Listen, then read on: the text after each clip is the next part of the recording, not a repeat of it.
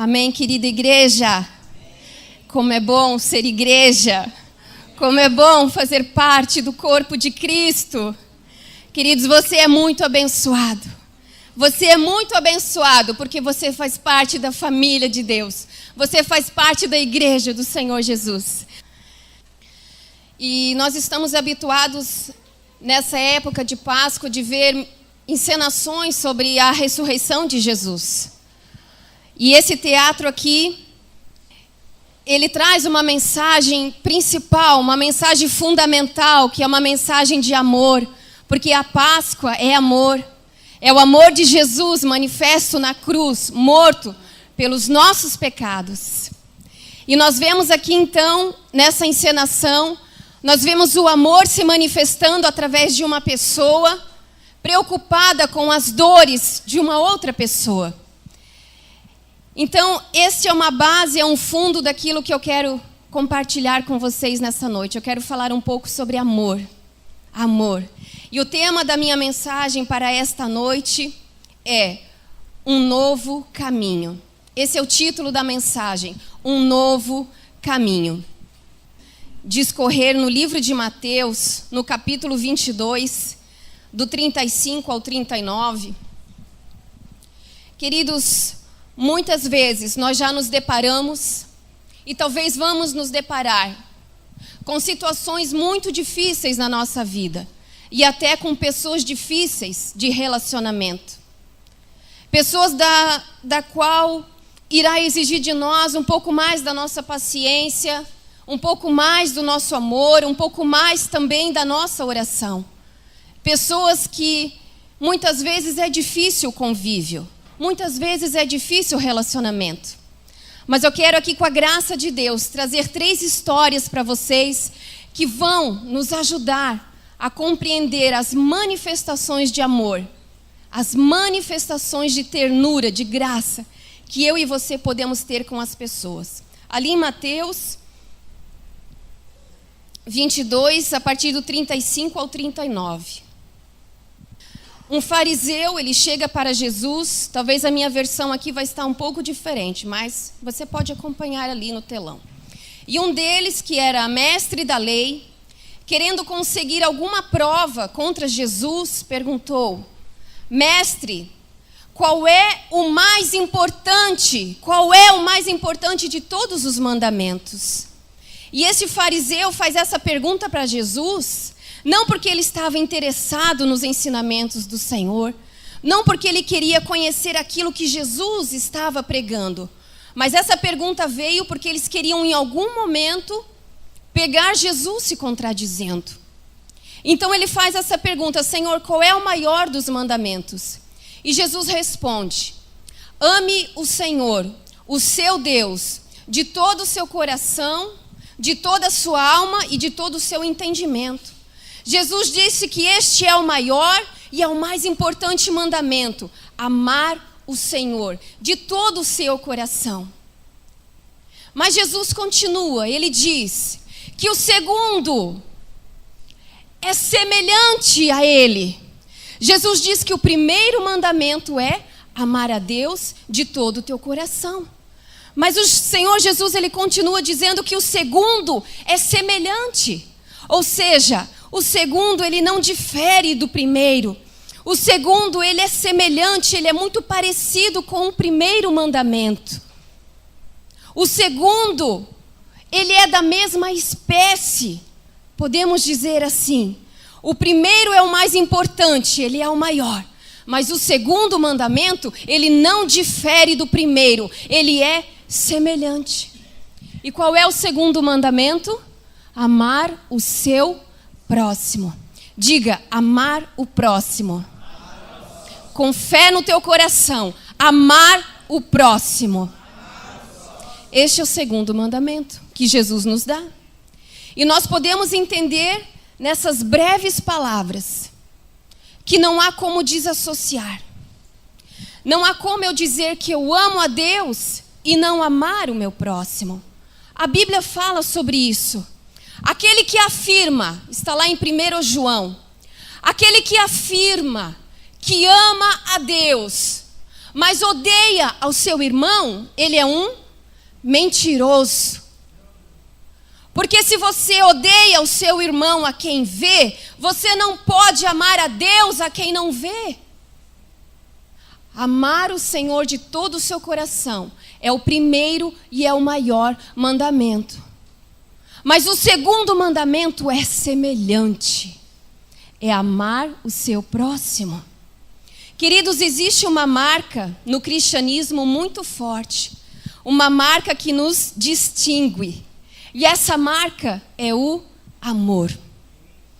Essa marca é o amor.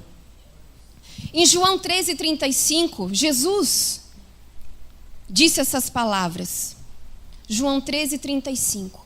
Com isso todos saberão que vocês são meus discípulos, se vocês se amarem uns aos outros. Com isso saberão que vocês são meus. O mundo reconhece que nós somos de Jesus quando nós demonstramos amor um pelos outros. Mas não é então pela minha roupa, pela maneira como eu me visto, que as pessoas sabem que eu sou de Jesus? Não.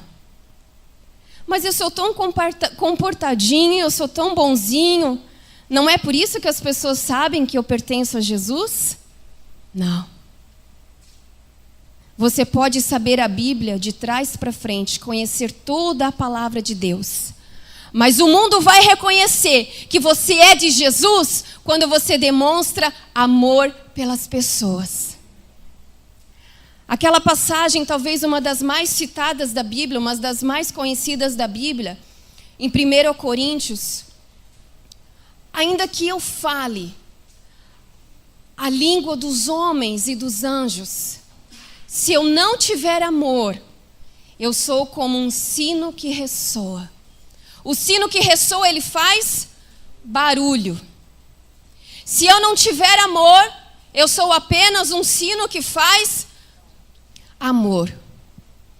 Seguir a Jesus e não amar se torna uma religião. O que de fato nos assemelha com o nosso mestre é o amor.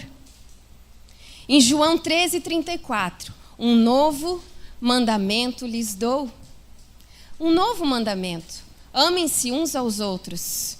Como eu os amei, vocês devem amar uns aos outros. Um novo mandamento. Um pouquinho mais adiante, em João 15:12. O meu mandamento é este: amem-se uns aos outros, como eu os amei. O amor. O amor é a minha marca. O amor é a tua marca.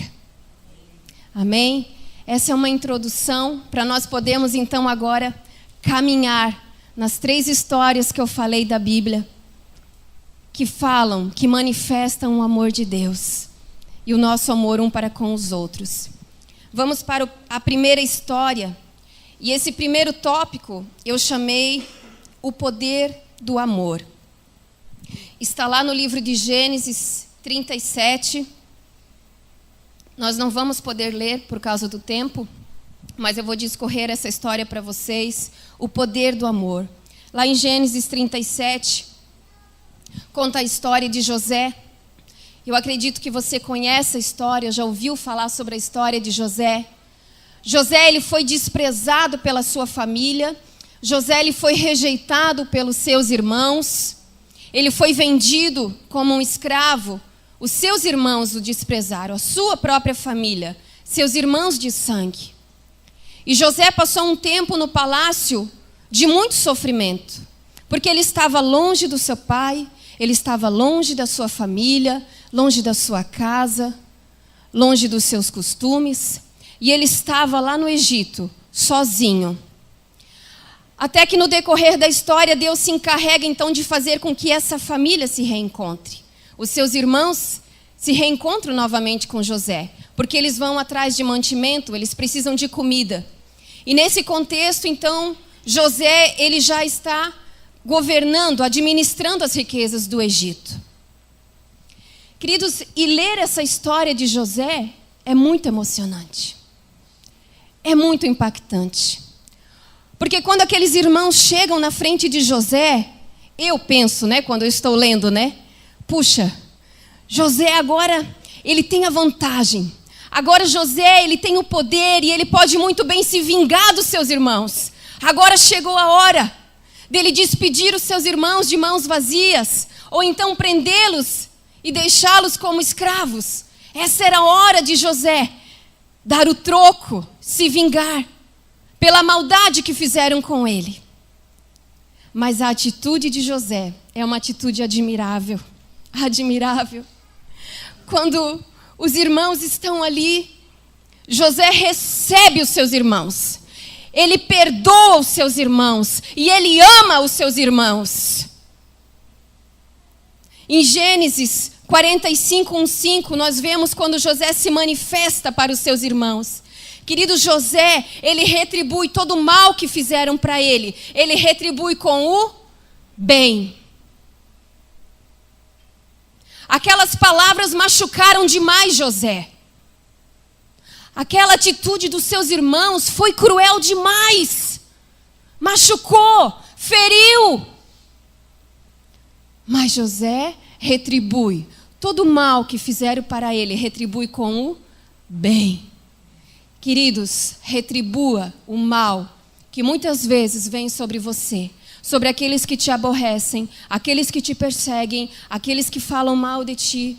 Retribua o mal com o bem. Em Gênesis 45, do 1 ao 5, José, ele não conseguiu mais controlar a sua emoção diante dos seus empregados, de modo que ele gritou: saiam todos daqui. Por isso nenhum dos empregados estava ali quando José contou a seus irmãos quem ele era. E ele começou a chorar tão alto que os egípcios ouviram, e a notícia chegou até o palácio do rei. E José disse aos seus irmãos, aqui José se revela para os seus irmãos: eu sou José, o meu pai ainda está vivo. Mas os seus irmãos ficaram tão pasmados, perplexos diante dele, que não conseguiam responder-lhe. E José diz: cheguem mais perto de mim. Cheguem mais perto de mim. E quando eles se aproximaram, disse-lhes: eu sou José, seu irmão, aquele que vocês venderam ao Egito. Agora, não se aflijam, nem se recriminem, não se culpem por terem me vendido para cá. Olha a sabedoria de José. Foi para salvar vidas que Deus me enviou adiante de vocês. Que graça! Perdoar é amar, é uma manifestação do amor. Queridos, eu faço uma pergunta para você. Qual é a família que não tem problemas? Qual é a família que não tem pessoas difíceis de relacionamento? Pessoas que talvez o caminho mais fácil, não é o caminho mais fácil, mas muitas vezes as pessoas vão por este caminho de não falar mais com o seu familiar. Não falo mais com ele, não gosto dele, não quero mais conversa com ele. Mas a Bíblia diz que não é pela porta larga, é pela porta estreita que nós temos que entrar. E a porta estreita dói. Ela requer nossa renúncia, ela requer nossa humilhação e de que nós venhamos a perdoar as pessoas. Em Romanos 15:7, a palavra de Deus diz assim: portanto, aceitem-se, não é rejeitem-se. Aceitem-se uns aos outros, da mesma forma como Cristo os aceitou, a fim de que vocês glorifiquem a Deus. Aceitem-se. As diferenças, os pensamentos diferentes, os comportamentos que são diferentes, pague o mal com o bem, como a atitude de José. Agora nós temos ali uma família restaurada. Uma família onde eles podem sentar juntos à mesa, onde eles podem comemorar os aniversários juntos. Porque houve perdão, porque houve amor, porque houve graça. Queridos, perdoe. Pessoas difíceis de relacionamento, pessoas amargas, pessoas invejosas, pessoas incrédulas. Perdoe. Vença o mal com o bem. Um novo mandamento lhes dou. Um novo mandamento lhes dou: amem-se uns aos outros. Amém? Vamos um pouquinho mais adiante. Eu quero falar de uma segunda história. E o subtítulo é O Poder da Aceitação. De José, nós falamos o poder do amor. E agora eu quero falar, queridos, de uma história. Não é um dos livros mais citados nas mensagens. E ele não é um dos profetas também mais conhecidos. Mas existe uma lição preciosa demais no livro de Oséias, o profeta Oséias. Oséias 1:2. Eu quero dar uma pincelada nessa história.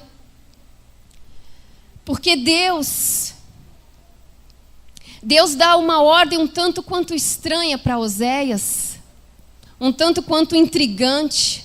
Aos nossos olhos nós nem conseguimos compreender. Oséias 1:2. Quando o Senhor começou a falar por meio de Oséias, o Senhor lhe disse: vá, tome uma mulher adúltera e filhos da infidelidade, porque a nação é culpada do mais vergonhoso adultério por afastar-se do Senhor. Deus dá uma ordem para Oséias e diz: Oséias, você vai tomar uma mulher de atitudes promíscuas, uma mulher de prostituição. Você vai casar-se com ela e você vai ter filhos com ela. E quando você lê todo o livro de Oséias, esse contexto, nós enxergamos esse amor de Deus. Porque como Oséias sofria na pele dia a dia a traição da sua esposa, não é uma situação difícil? E como aquela mulher se afastava do seu marido para se relacionar com outras pessoas, isso queria expressar, queria manifestar a dor de Deus quando o seu povo se afasta de Deus para buscar outros ídolos, para buscar recompensas materiais. Claro que nós não conseguimos entender todo o coração de Deus, a dimensão do coração de Deus. Mas essa história de Oséias, quando ele se casa com uma mulher adúltera, estava exemplificando, ele sabia, ele sentia na pele dia a dia, porque a sua mulher se afastava dele para ir buscar outras pessoas. Mas Oséias tem um amor profundo por essa esposa, a sua única esposa. Oséias tem um amor tão forte, tão profundo, tão belo com essa esposa. Como ele conseguiu amar uma pessoa tão difícil? E muitas vezes eu e você achamos difícil demais as pequenas desavenças dentro da nossa casa. As pequenas picuinhas dentro da nossa casa. É um amor profundo, é um amor forte por uma pessoa difícil, que talvez eu e você não amássemos. Que talvez eu e você já tivéssemos desistido. Sabe por quê? Porque nós enxergamos demais os defeitos. Talvez você esteja pensando, mas é muito difícil amar dessa maneira. Na verdade, eu acho impossível amar dessa maneira. Isso era para aquele tempo, isso é para aquele contexto, isso era para aquele homem. Mas eu afirmo para você, é possível sim você amar as diferenças, as pessoas que pensam diferente de você, as pessoas que te aborrecem. É possível sim, porque a Bíblia diz que o amor de Deus é derramado em nossos corações pelo Espírito Santo que nos foi dado. Então, querido, você é capaz de amar, você é capaz de perdoar, você é capaz de ser tolerante. Você é capaz de amar dessa forma, porque o amor de Deus foi derramado em nossos corações pelo Espírito Santo. Você está apto para amar. Você está apto para perdoar. Você pode, você consegue, em nome de Cristo Jesus. Nós não estamos, e essa história não diz que é para aceitarmos os erros e os pecados. Não é isso. Nós estamos falando do amor para com a pessoa, não para com o pecado, porque o Senhor aborrece o pecado. Mas nós estamos falando aqui do amor para com as pessoas. Amém? O poder do amor, como José perdoou os seus irmãos. O poder da aceitação, assim como Oséias amou profundamente a sua esposa, mesmo com todos esses problemas. Vamos para a nossa terceira história. O poder da perseverança. Vocês estão comigo? Amém? Amém. A terceira história, eu quero falar um pouco sobre Paulo, o apóstolo Paulo, mas eu quero falar um pouco antes da sua conversão. Você pode colocar ali no telão, Atos 9, 1, 2. Queridos, a reputação de Saulo não era nada boa. Saulo, ele era um perseguidor da igreja. Saulo, ele não tinha misericórdia. Ele não tinha compaixão. Ele entrava nas casas e ele prendia homens e mulheres. E a Bíblia diz que ele perseguia com violência a igreja do Senhor Jesus. Ali em Atos 9, 1, 2. Enquanto isso, Saulo ainda respirava ameaças e morte contra os discípulos do Senhor. E eu quero lançar uma pergunta. Você investiria numa pessoa assim? Saulo, nesse caminho, então, vamos adiante na nossa história. Saulo está indo a caminho de Damasco. E quando ele está quase chegando em Damasco, o Senhor aparece para ele na forma de uma luz muito forte. E o Senhor Jesus, o próprio Senhor Jesus, conversa ali com Saulo. E Saulo, ele fica cego neste momento. Ele fica cego. E ele precisa da ajuda dos seus companheiros, então, para ir até o seu destino. Vamos um pouquinho mais adiante na história. Lá em Damasco, para onde Saulo iria, tem um discípulo chamado Ananias. Nós podemos ler ali em Atos 9, 10, 14. Ok? Então você tem na sua mente agora o perfil de Saulo. E Saulo está lá em Damasco para prender aqueles que falam de Jesus. E lá em Damasco tem um discípulo chamado Ananias. E o Senhor fala com Ananias numa visão. Ele chama Ananias. E ele diz: eis-me aqui, Senhor. E o Senhor continuou: vá à casa de Judas, na rua chamada Direita, e pergunte por um homem de Tarso chamado Saulo. Ele está orando.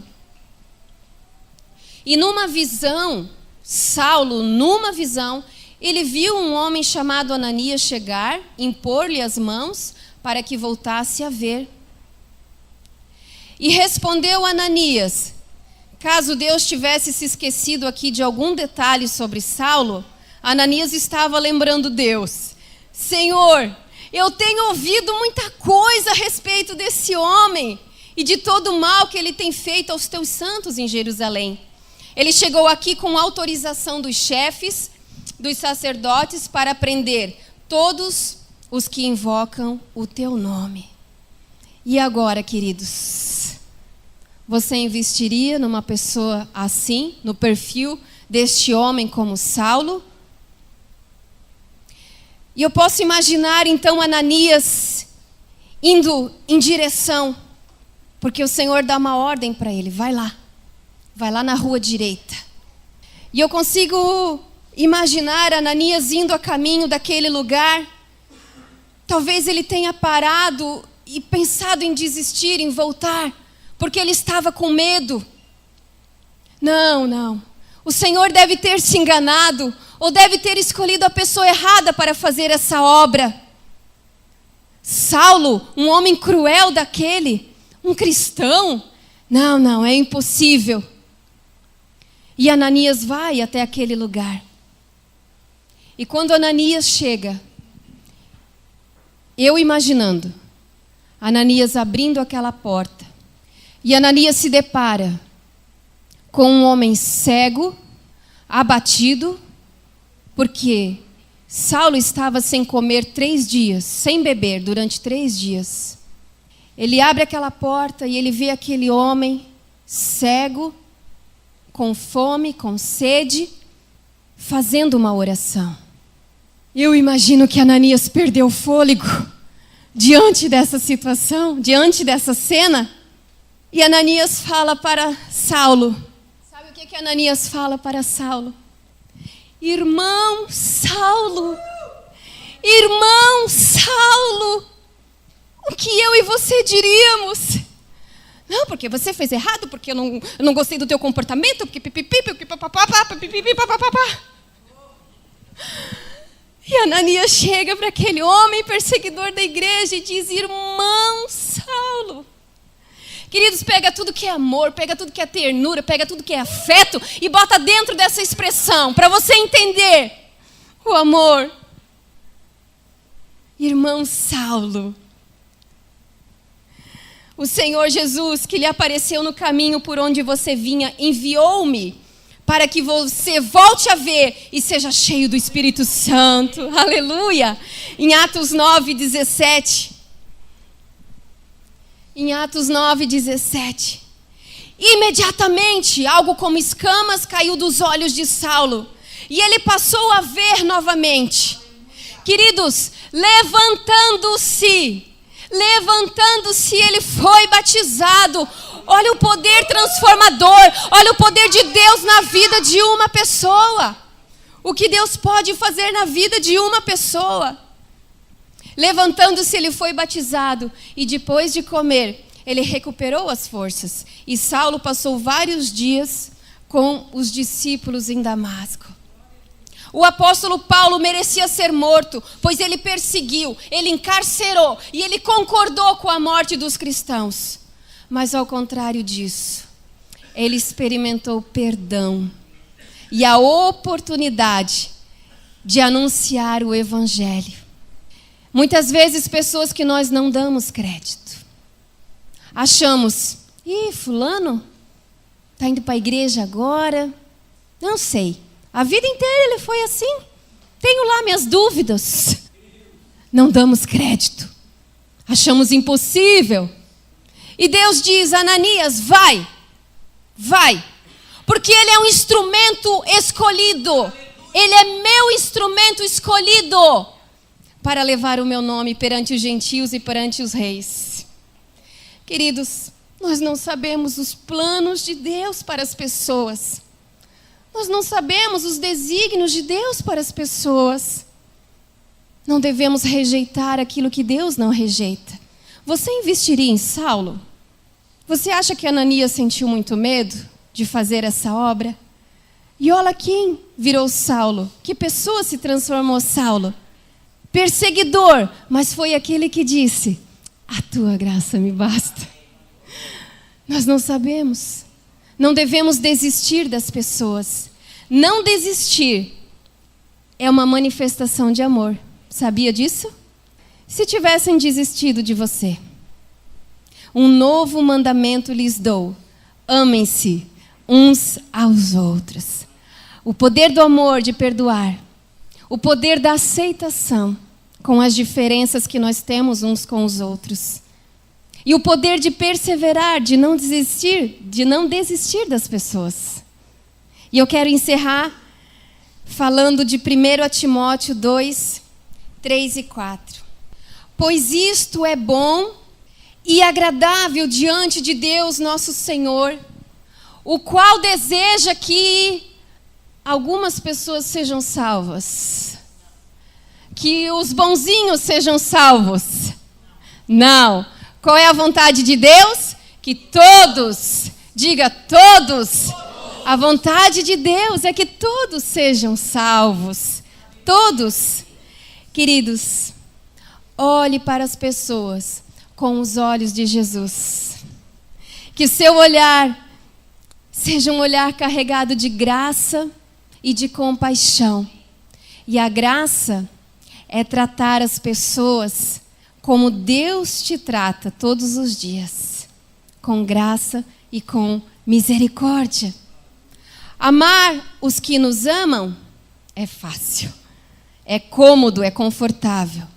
Mas um novo mandamento lhes dou: amem-se uns aos outros. Amem os que te aborrecem, amem o que tem desvio, amem os que te fizeram com mal.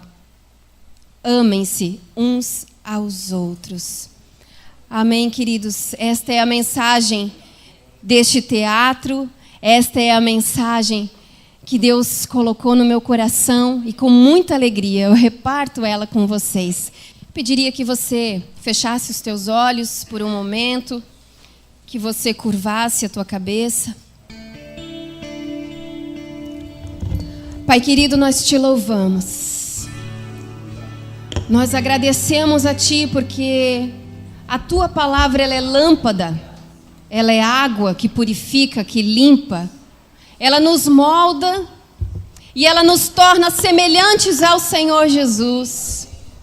Meu Pai querido, eu quero pedir que flua de nós esse amor, que flua de nós essa graça e essa compaixão, que os nossos olhos venham ser os Teus olhos, que as nossas atitudes sejam semelhantes à do Senhor e que essa marca do cristianismo, do verdadeiro cristianismo chamado amor, seja uma marca de cada um e uma marca dessa igreja, desse ministério, em o nome do Senhor Jesus.